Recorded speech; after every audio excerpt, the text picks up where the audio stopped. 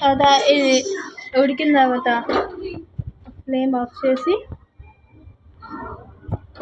కడాయి ముందు నుంచి తీసేద్దాం.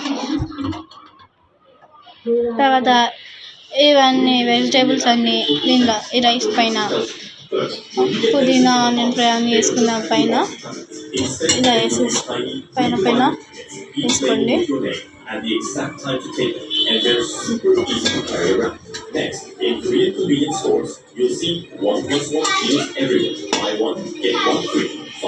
ఇలా అంతా వేసేసేయండి.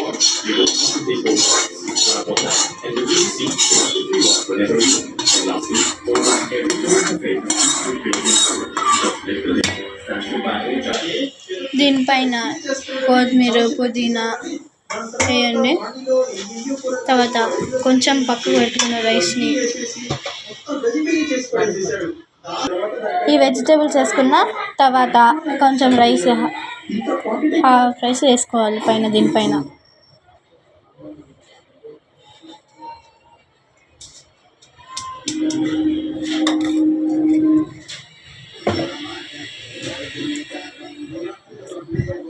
ఈక్వల్గా స్ప్రెడ్ చేసుకోవాలి.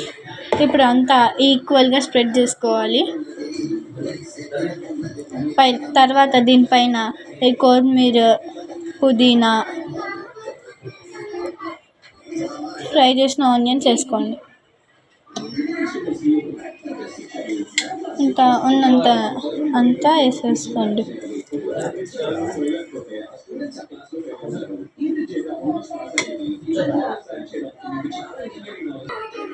తర్వాత లెమన్ని వేసుకోండి.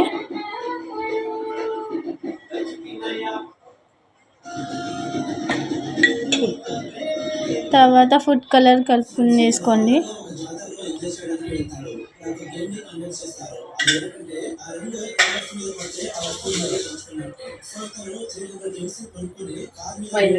ఫైనల్లీ మన రైస్ ఇది. తర్వాత దీన్ని దమ్ వదలాలి.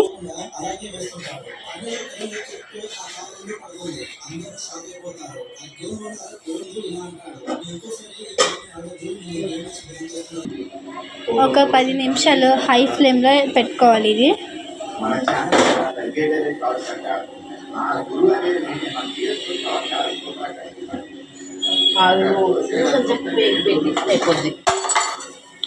ఆవిరిపోకుండా దీనిపైన వెయిట్ పెట్టండి.